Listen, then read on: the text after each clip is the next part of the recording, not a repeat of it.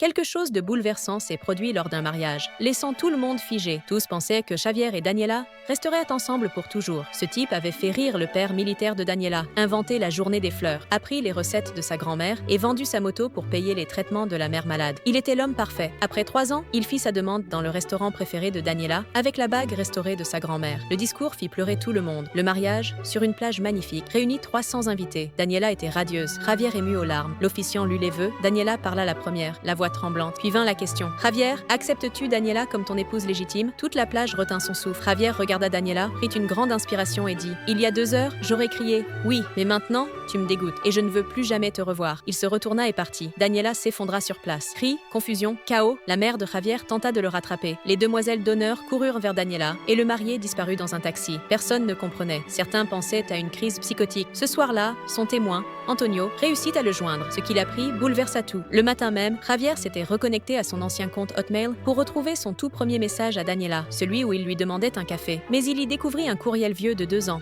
intitulé « Tu es un monstre ». Il venait d'une femme nommée Sofia, rencontrée à 15 ans dans une colonie. Elle lui révélait qu'il avait une fille, Lucia, née de cette unique nuit ensemble. L'enfant, âgé de 10 ans, avait fini par le retrouver. Photo de sa mère et test ADN en main. Elle avait pris 3 bus pour venir jusqu'à sa maison. Mais ce jour-là, Javier n'était pas là. Daniela avait ouvert la porte. Quand Lucia expliqua qui elle était, Daniela perdit tout contrôle. Elle lui dit que son père la considérait comme une erreur, qu'elle avait détruit sa vie parfaite, qu'il ne voulait pas d'enfant, encore moins d'une bâtarde, née d'une aventure d'une nuit. Javier avait tout appris ce matin-là, quelques heures avant de se tenir à l'hôtel. Alors, quand il regarda Daniela, il ne vit plus la femme qu'il aimait, mais celle qui avait brisé le cœur d'une enfant en son nom.